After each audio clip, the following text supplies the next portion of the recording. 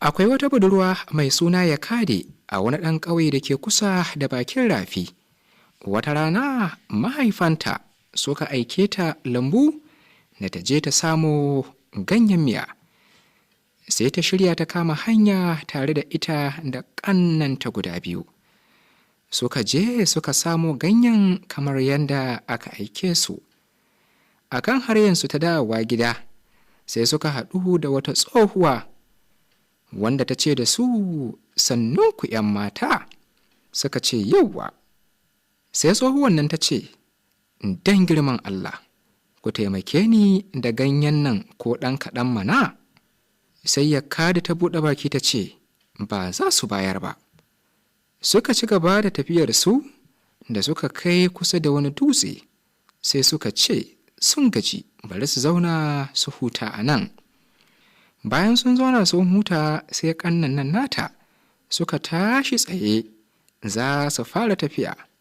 Amma ita Yakade sai ta kasa tashi, domin kuwa wannan dutse ya manna jikinta. Suka yi iya bakin ƙoƙarinsu domin su ɓamɓare ta, su tayar da ita, amma sun kasa. Da suka gaji sai suka bar ta a nan, suka nufi gida da gudu don su sanar da iyayensu abin da ke faruwa. Da iyayen suka ji haka, sai suka kama hanyar inda 'yarsu ta makale domin su ganewa idansu abin da ke tafiya. Suna isa sai suka yi ta ƙoƙarin cire ta daga wannan dutse, amma abu ya gagara. Ana nan sai suka yanke shawaran cewa su gina mata ɗaki a kan wannan dutse. Haka kuwa aka yi, suka gina mata ɗaki a kan wannan dutse. Can kullum suna kai mata abinci, na safe daban, na rana daban. A duk sanda mahaifiyarta ta je wurinta a wannan ɗaki, sai ta yi wata waƙa wanda ke nuna alamun cewan ta zo.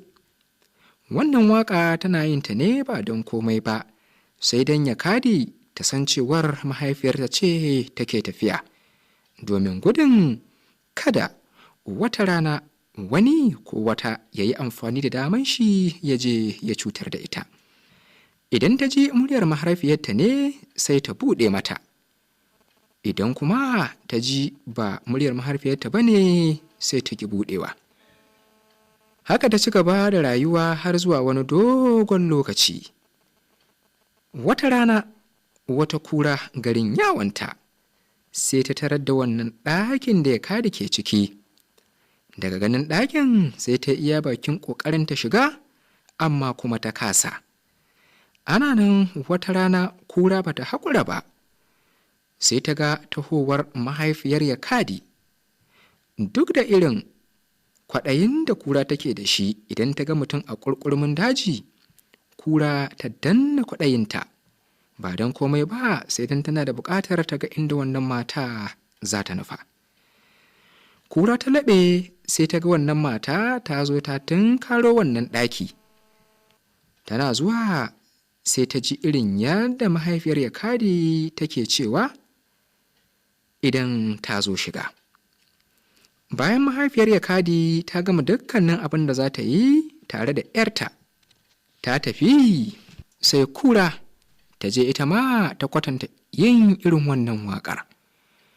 To amma da yake muryar tasu bai zama iri ɗaya ba, yarinyar tana ji sai ta gane cewar ba mahaifiyarta ba ce, don haka sai ta ƙi buɗewa. Da kura ta ga haka sai ta tafi inda ake gyaran murya, domin a gyara mata muryarta. Sai dai akan hanyarta ta zuwa inda Yakade take, bayan an gyara mata muryar tata, sai yunwa ya kama ta. Tana jin yunwa ya kama ta, sai ta haɗu da ƙuda, ta kama shi ta haɗiye. Sakamakon haɗiye ƙudan da ta yi, kura tana isa ƙofar ɗakin da Yakade take, sai ta fara waƙa. Ba ta san cewar wannan ƙuda ya sake yi ma muryanta illa ba. Muryar nata sai ta shaƙi, ta koma, ga waɗanda suka yi mata gyaran nan na farko domin su ƙara gyara mata.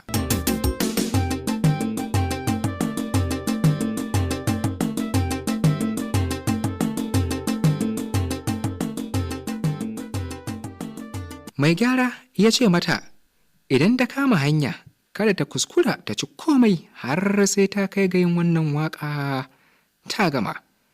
Sai kura ta ce ta yarda, ta kama hanya ta koma.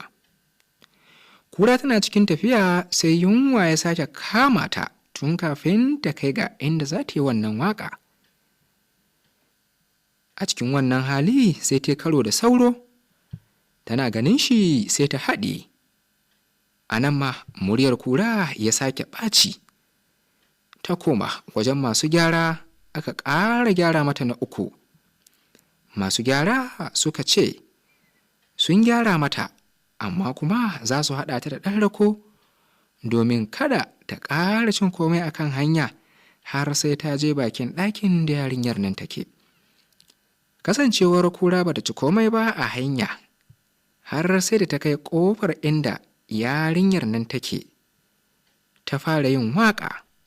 Yakadi tana ji sai ta ji tamkar murya ce ta mahaifiyarta. Allah sarki, ta yi ƙoƙari ta buɗe ƙofa.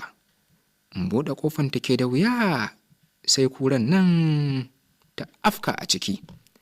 Tana shiga sai ta cinye ta gaba ɗaya, illa kawai kai da ƙafa ta bari.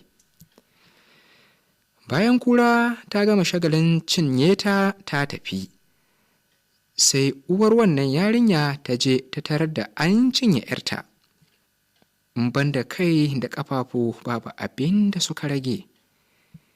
Sai ta fara kukan baƙin ciki.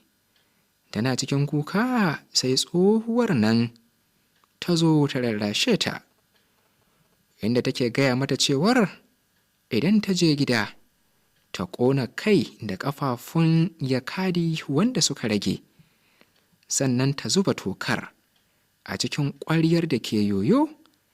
Idan tokar ta fara zuba sai ta rinka kiran sunayen ɓangarori na jikin Yakadi ɗaya bayan ɗaya har sai 'yarta ta haɗu. Jin haka sai ta yi wa tsohuwa godiya, ta tattara ƙafafun, ta tattara kai da ƙafafun 'yar nata, ta kama hanya ta tafi gida. Tana komawa gida sai ta yi yadda tsohuwan nan ta umarce ta da ta yi. Da ta fara kiran sunayen ɓangarorin jikin 'yarta sai duk ɓangaren da ta ambata sai ya faɗo, har dai ta gama kiran dukkanin sauran sassan cikin yarinyarta. Sai ga 'yarta ta dawo da rai kuma kyakkyawa kamar yadda take a da. Ta ci gaba da rayuwa har lokacin da aka yi mata aure. Ƙurungus!